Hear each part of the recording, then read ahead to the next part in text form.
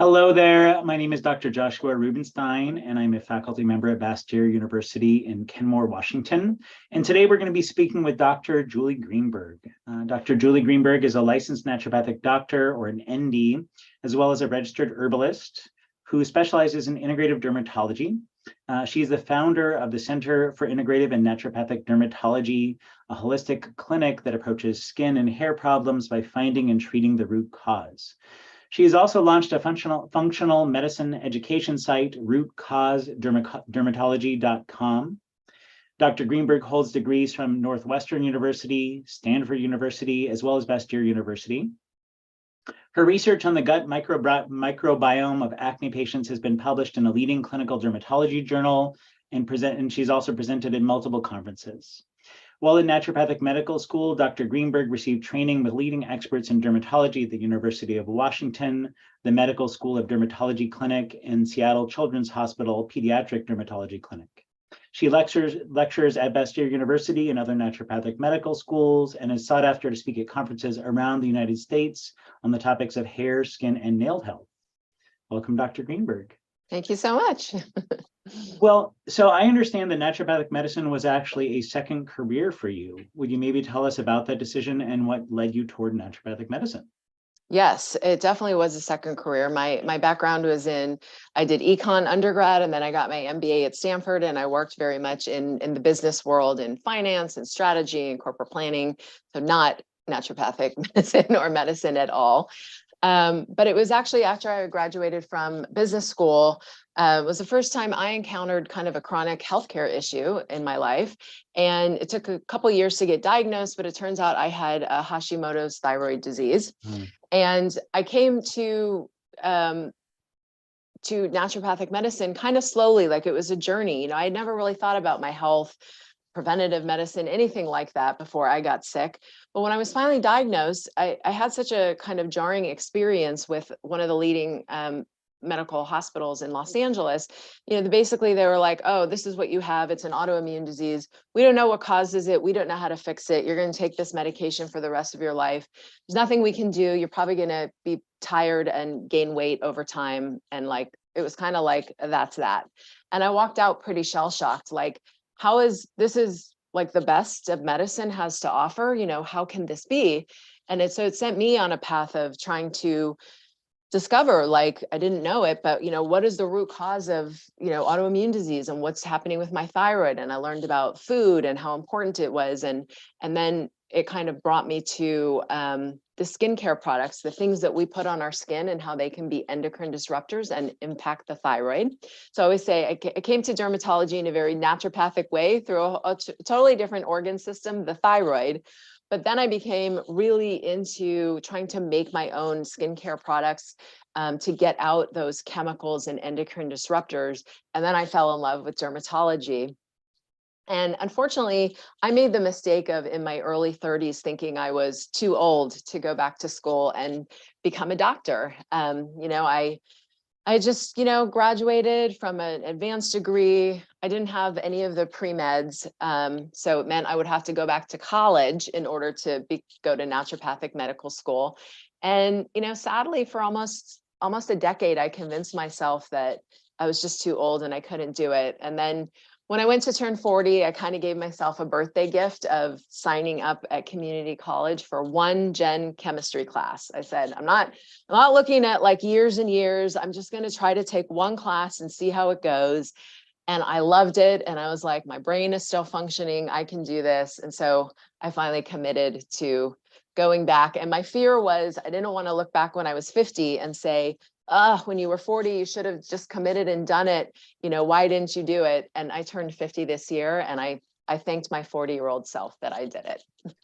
Happy birthday, by the way. Thank you. And you know, I do have to say, over my 18 years of teaching at Bastyr, those students that came in to naturopathic medicine as a second career have been some of the most motivated, dedicated, and excellent students I've had the privilege of working with. So I'm curious, could you tell us a little bit more about your approach to naturopathic dermatology? Yes. So, you know, fundamental to my decision to go back to naturopathic medical school and not conventional medical school is that I knew that just, throwing pharmaceuticals at the skin wasn't going to accomplish what I wanted to accomplish for patients, which was really finding and treating the root cause, which was one of the naturopathic principles. Whenever possible, we're trying not to just suppress symptoms, but go in and figure out, like, why is the body malfunctioning? What do we have to address to correct that? And then let the body function properly on its own.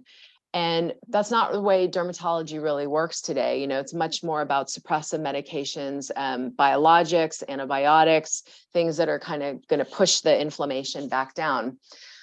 So it really was my naturopathic training that helped me kind of put the pieces together to find and treat the root cause of chronic dermatological disease. So for me, it doesn't matter what my patient walks in with, and I only see patients with dermatological complaints. So things like acne, eczema, psoriasis, rosacea, hair loss, like alopecia areata.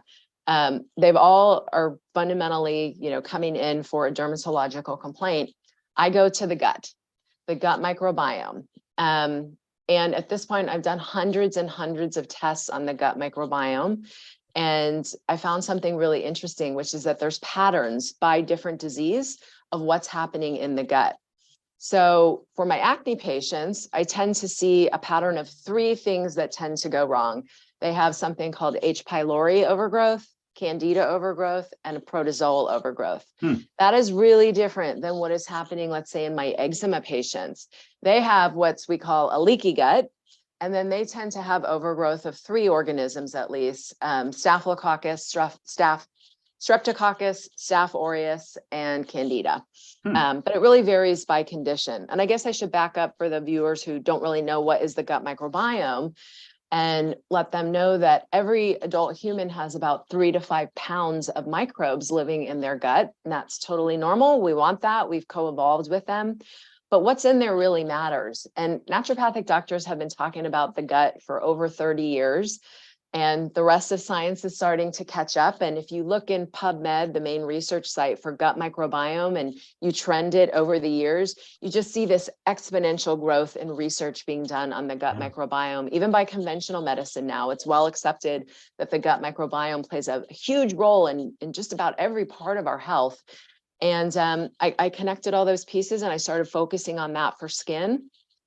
And I've had miraculous results with patients by focusing in on that gut microbiome issue, correcting that. It's really the root cause of a lot of this disease, and things like acne and eczema clear when you address the gut. I love it. Well, and what occurs to me is something that we talk about a lot in naturopathic medicine, which is the root cause, right? And underlying so many of these dermatological conditions really is inflammation, right? As a root cause. So I'm curious if you can speak a little bit more about how inflammation is affected by the gut microbiome, and maybe contrast this with the use of, for instance, topical corticosteroids for eczema. Yes. So I think the idea to most people of inflammation is kind of this like amorphous concept, like inflammation. It's like love, something that, or faith, something that you can't quantify. But we know, once you become trained as a doctor, that you can quantify inflammation, and there's things in the body, certain chemicals and substances like inflammatory cytokines, that really we can quantify and put inflammation into different buckets. So that is true for the skin issues as well. So we can use 2 different examples. Let's talk about eczema and psoriasis. Eczema, the type of inflammation that's occurring is inflammation associated to an allergic pathway. So those are specific inflammatory cells called Th2, T helper cells 2, that really drives eczema. And so it's a particular kind of inflammation. And we can see with the gut microbiome testing that leaky gut, if things are getting through the gut into the bloodstream, that can cause this kind of allergic response, and things like fungal things or worms used to kind of make this type of inflammation go crazy in people. We don't have worms so much anymore in kind of the Western world, but we can see that very specific inflammation getting kind of explosive in eczema patients. And so the idea behind steroids is, okay, let's just put it onto the rash and push that inflammation back down again. And anyone who's had eczema or has used topical steroids has probably been a little bit on the steroid hamster wheel, which is you're using it and it works great at the beginning. But if you don't treat that root cause of inflammation, you have to step up your use, more frequent use of the topical steroids and higher potency topical steroids, until some patients go on oral steroids or immunosuppressant biologics that they get shots and it suppresses this Th2 pathway. With psoriasis, the inflammation is different. It's called a Th17 pathway. And again, we can quantify it and see what it is. And again, it's related to the gut and overgrowth in the gut, and other kinds of organisms like strep throat will really cause a lot of this inflammation in psoriasis patients and trigger outbreaks or exacerbations. So by going in and seeing what's going on in the gut that's driving this inflammation and cleaning it up, we quiet down the immune system. About 70 or 80% of our immune system comes from the gut. So if you've got inflammation and overgrowth of organisms and pathogens in the gut, that's going to go through your entire bloodstream, and you're going to get basically a whole systemic, inflammatory response. So that's why I think it's just so effective to go find out what's going on in the gut, calm that down, the whole immune system calms down. And that's where we see just great results in treating chronic dermatological disease without the suppressive medication. We're treating it at the root cause. Yeah, well, and obviously I think in medicine, everyone really tries to identify and treat the root cause as much as possible, right? And so what I'm hearing from you is that for a lot of skin conditions and dermatological diseases, that inflammation can be most effectively addressed at its root by treating the gut, which I absolutely agree with. You mentioned suppression a couple times. Like, what's the harm in continuing to use corticosteroids topically in your mind? Yeah, so for me, there's a couple of things. We know that the corticosteroids are artificially suppressing the system. And with patients, I use the example of, think of like a really powerful coil, right? And you want to push that coil down. So you take all your body weight and you push the coil down. So it uses all your might to hold it down. Well, the minute you let go, what happens to the coil? It doesn't just go back to its normal height. It does this boing, boing, boing, right? All of that stored energy, it can go up much higher than it initially did. And we see that with immunosuppression, where people are using topical steroids, let's say for extended periods of time. And when they stop, they will actually get a flare because the system is reacting to being suppressed. And now it's been trying so hard to push back against that suppression. And suddenly something's gone and it's like whoosh, and people can get huge flares. There's also, unfortunately, a disease called topical steroid withdrawal syndrome that now is actually recognized by things like the National Eczema Society. So this is not just a fringe idea. It's well accepted within, more mainstream medicine, that you can get this overuse of steroids. And we still are kind of trying to learn about exactly what's going on. But corticosteroids mimic something we produce in the body called cortisol. And if the body is seeing enough of the cortisol coming from external sources, it can kind of shut down the production in the adrenal glands. And it causes a whole systemic response where people kind of become allergic to the steroids. They can't use them anymore, but their system is so confused by the suppression. And it takes some people years to try to get out of TSW. And it's really severe. I treat it, and it's a horrible disease when it gets to that point. So, steroids were really meant to be used for no more than a week. And I think if you've got a rash and you can just put some steroids on it for a couple days and it goes away, fantastic, right? That's an appropriate, great use of steroids. But if you're starting on this hamster wheel where it's back, there's more, I'm needing more and more applications, we're stepping up in stronger and stronger steroids, you got to ask the question, what's really going wrong in the system? And instead of just trying to hold it down, how do you fix what's going on? Yeah. So I'm wondering if maybe you can give a little bit of an overview of your approach to, say, a patient with either eczema or psoriasis. Like, what does the visit look like? And when we're really addressing gut health, like, what are some of the ways that you do that? Yeah, so it is similar for all of my patients, no matter what the issue is, the kind of process is the same. So we're going to run 2 tests to test their gut microbiome. Even though I know if they're eczema, oh, I can expect to kind of see this batch of problems, or if there's psoriasis, it's probably this batch. We always say in naturopathic medicine, treat the individual, treat the person in front of you. So I can't assume these things, right? I have to test your gut microbiome and see what's going on for you. So I use a stool test and a urine test to do that. The stool test gives me a really good picture of the bacterial issues going on in the gut. And the urine test gives me a really good picture of fungal issues. So things maybe like candida yeast or molds. Once I get those labs, I can see all the issues that I need to fix. And with patients, it's kind of a dual-pronged approach. I do use botanical, so all herbal topicals, no like steroids or antibiotics usually. But we have to do internal treatments to treat what I see on the lab. So as you mentioned, I'm a registered herbalist, as well as, 4 years of herbal training at Bastyr, which is, fundamental to any naturopathic degree is good herbal training. So I use a lot of herbs and supplements to clean up the issues that I see going on the gut microbiome testing, and then topicals to try to soothe what's happening on the skin and repair skin. And all patients, it's like that. I usually see patients about every 2.5 months for follow-up. I move through different protocols each time because there's a lot going on. By the time somebody has chronic acne or psoriasis or eczema, you can't just treat them for one thing and then you're done. It takes time to work through the different things. So the plans change every time. But that's how it is for everybody. And I've been 100% telemedicine. So they're all virtual visits like this. And then patients send me photos through the portal before each visit.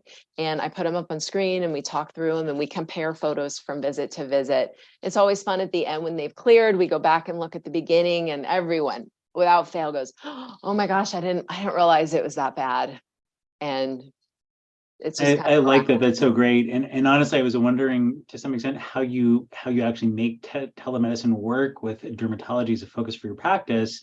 Because I know I've tried in the past to do telemedicine visits with dermatology focused patients, and they're trying to hold their arm up to the camera and you're trying to see the skin lesion. It just doesn't work. So I really like the idea of sending pictures ahead of time and then comparing that. Yes. Yeah, you are correct. The video, it does nothing. And sometimes during the visit, they're doing that like, oh, and I'm just like, I'm not going to see it. Send me a photo after the visit. That's the way I'll get good eyes on, obviously biopsies or anything like that, that is, not possible. And there's definitely times where if we're not sure what something is, I will refer to a board certified dermatologist for an in-office assessment, perhaps a biopsy, or a handheld device called the dermatoscope, where they kind of put a magnifying glass on the skin and look at it. So when appropriate, I will refer for diagnosis or proper workup. But most of the time, just doing the telemedicine works for over 98% of my patients, I would say. That's great. And it makes it so much more accessible as well, that patients all across the country, I imagine, can reach you and talk to you about their skin complaints. Well, I am only licensed in California, Oregon, and Washington, so I will only accept patients from those 3 states. But I am launching a training course soon to train other doctors and licensed healthcare professionals in what I do, because I get emails from desperate people every day from around the country and around the world who want this. They've heard me speak or they've seen lectures, and it really resonates. They know that, this is really the way to treat it. So I'm hoping to make this type of medicine available to anyone anywhere eventually, but I only treat in my licensed states. So that's really exciting, Dr. Greenberg. I'll be excited to hear more about that. yeah. Well, I want to say thank you so much for spending some time with us today. This was great getting to learn a little bit more about you and your practice and how naturopathic medicine can help dermatological complaints. Thanks so much for having me. Wonderful. Take care.